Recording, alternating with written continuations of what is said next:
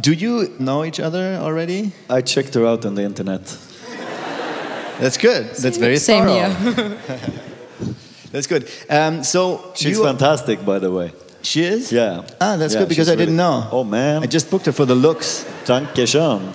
Ja, da haben wir richtig... Here we fucking go. Wenn wir das jetzt am Anfang schon hingestellt hatten, dann wäre der Schaum schon weg gewesen. Deshalb hat sich Johanna bereit erklärt, das genau zur richtigen Zeit reinzubringen. So that's why you got it right at the right time, so that we have the little foam up here for you. You think about everything. Well, the others do, I don't. Yeah, that's what I like about you guys. Thank you. Did you get the translation of everything we just talked about? Because, weil nämlich Camila, die sitzt hier nämlich irgendwo und und hat den Job, wenn, achso, nur wenn er das... I forgot. Okay. But Camila's watching, so she probably won't have. But Anders also told me, you do understand some German. Yeah, but you know, I'm just a Swedish guy here enjoying some German beer, listening Great to music. some German people talking. I'm fine, you know, really. I do understand a little bit of German, though. I'm not much of a conversationalist in German, but I managed to get a few things you were saying. Did you say that you played guitar for 3 years? No. Because if you did, I would have killed you. I played guitar for 45 years, and you're much better than me. So I'm like, how long do you play guitar? 6 years. Yeah. Sorry. You still 6 years. Anybody can play like that after 6 years. All right. No, I was just asking her if she had someone like a trainer. When you started out, did you have some guy that taught you things? Or? I did, yeah. Yeah, in Sweden we have that thing that anybody that wants to play an instrument is government funded and gets to play an instrument. Wow. Yeah, okay. It's called communism. So I was actually taught playing guitar, and but you know, it's we didn't play rock and roll. We played classical guitar stuff, and I never got much of it. And to be honest, I've been playing every day since I was 14, maybe 13, 12 even. So over 10 years ago. Yeah, like 11, 12 years. And I still don't manage to understand the instrument. It's crazy. I'm not really supposed to do music, I think, because it's so hard for me. But yeah, I got, you know, even my dad, he picks up any instrument. It's like, oh, what's this? It's you know, it's always like that. Yeah. And for me, it's tough, man.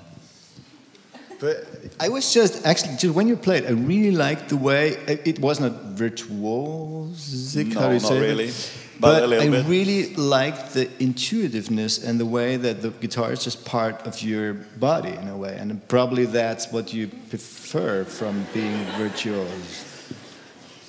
That was maybe the most beautiful intuitive thing anybody ever told me. So thanks, man. Damn it, I'm done now. Thank you. When you just maybe that's it. Actually, you know, it's just a part of my body. I don't think. No, it doesn't feel like that. Like he stands there and just in the beginning it's very soft, and then it feels like you're dancing with the instrument. So I like that. You were just traveling to produce this album, Start a Fire, and the story is amazing. You spent I don't know how long, but you traveled through the whole world to do that. But not song by song, that you made one song there, one song there. You made it in layers. Maybe you want to explain that. Technically, what we did is I have a backup band. They're all Swedish guys. But then I do tour a bit in the US. I'm not successful, though. So I can't afford to fly my Swedish guys over there. So I have an American band as well. And some of those players are really good, and I love all my Swedish guys. So I got like the best players. The best players I had, I got them all together in Chicago, and we recorded the album there. So basically we did everything, like drums, bass, guitars, everything there. But then after that, me and Christopher, who's an old friend who helped me produce the record, we took the tapes on tour. So we went to Brazil, Jamaica, New Zealand, we went to Cape Town in South Africa, and London, and Los Angeles. And in every city, we found musicians, and we were looking for musicians who could contribute to the record, adding something that we couldn't find in Stockholm, Sweden. I didn't want to make a world music record, because I know if you're looking for good samba music, you're not gonna buy a Moneybrother album. But if you want decent rock and roll, you could buy a Moneybrother album. And on this, and on this particular album, there's stuff that you wouldn't normally find in rock music. And also, this was the first time in a studio in Cape Town, singing together with 3 fantastic backup singers, and they looked at me with enthusiasm and saying, "This is the first time I sing rock and roll." I was like, "Oh man," because everybody been singing rock and roll since the fucking 20s. Anders, there's a whole movie about, like, you recorded this thing, as we mentioned before. This is where life is. Yes. All over the world, and you had a camera team following you all the time. Yeah. Was that the idea from the start, or was it your idea? How did that come about? Obviously, I was gonna take some pictures, but I didn't plan, and I didn't want for a person to be up my ass with a camera all through the recording process. No, that was really tough. Sometimes even before I woke up, they're already in the room, and I'm one of those persons who I don't look fantastic when I'm asleep. Very hard to imagine. Yeah, right? I didn't know, but now I know. I've seen hours of myself. And, but it was, after a while though, I have to say, there was an American director, his name was Jim something, his last name was really hard to pronounce, but he was with us for 3 months, and we became really good friends. After a while, I didn't mind. After a while, I was even, making funny faces at the camera, all comfortable and everything. So he was used, he'd done tons of musical documentaries, so he knows everything about it. And he knew how to handle you so that you don't get too angry. I mean, I told him already from start, I'm gonna be angry all the time. So but that's okay. Yeah, so you just film while I'm angry. It's okay, But I think that's really the auf Deutsch würde man sagen, der Grad, the balance that you have to strike between either you want it to be somewhat private, that's what it all was about, that you're really close, that you really at everything, and at the same time, that means that it's really close. Yeah, it was tough, but after a while I started to take into consideration that he was making the movie. From the first, I was just making my record, but then as we further along the line, we were like getting there. So the song was almost finished. We added a little bit of horns and stuff, and I remember in New Zealand, we were adding horns in a studio.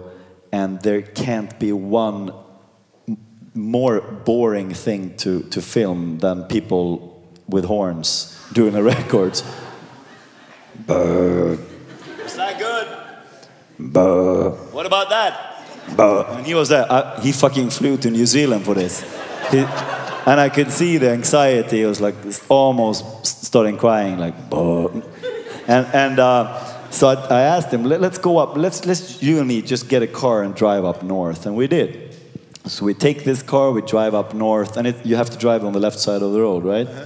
Small fucking road, and there's this branch hanging above the road in the middle of the night, and I make a little turn, and I hit the ditch, and through a fence, and we're stuck, standing like this and blocking the driver for some poor sod's house who's living way out in nowhere. So we got nothing else to do than go knock at that door, at that farmhouse, and like, "Hey, I'm from Sweden, and I fucked your fence up, and I have to sleep here because we can't get out," and And there were 2 older guys, like 60s maybe, and they were really nice, like, "All right, we have a tractor, maybe tomorrow we pull you up," and they gave us a beer, and they gave us 1 more beer, and they started smoking stuff, what's it, like organic farm, and then, like, in front of our eyes, they starting to get really, really, really sensual. You know, like extremely. On camera. Yeah, we film everything. And so they, you know, they just get it on, full on. Full on. Like, you know, you're from Hamburg, you know what I mean? Like, all the way. Very graphical. And we're like, it could be my grandma. We're like, and, you know, I was brought up. Now the movie's X-rated. No, we couldn't, I mean, because they were so nice to us, so we couldn't actually use that in the movie. But do you mind if we filmed it? Like, I think they was turned on. And they wanted me to participate, and I was like, maybe not today. I'm really tired, you know, I've been driving all day. And, but once the cameras was off, obviously, I just... Of course. Why deny it? Why not? No, but, you know, weird things like that happen all the time on this recording. And normally, people ask you about the record. How was the recording? And you're like, yeah, you won't believe this, but the bass player was excellent. And you're like, oh, really? And that's it, you know. But here, you know, I just pulled one story out of the hat. I could go all night, you know. That's cool. So when can we see the movie? Is it going to be in special screenings or something? Well, my friends, if you buy this record, there's a downloading code and you get it for free. That's awesome. Excellent.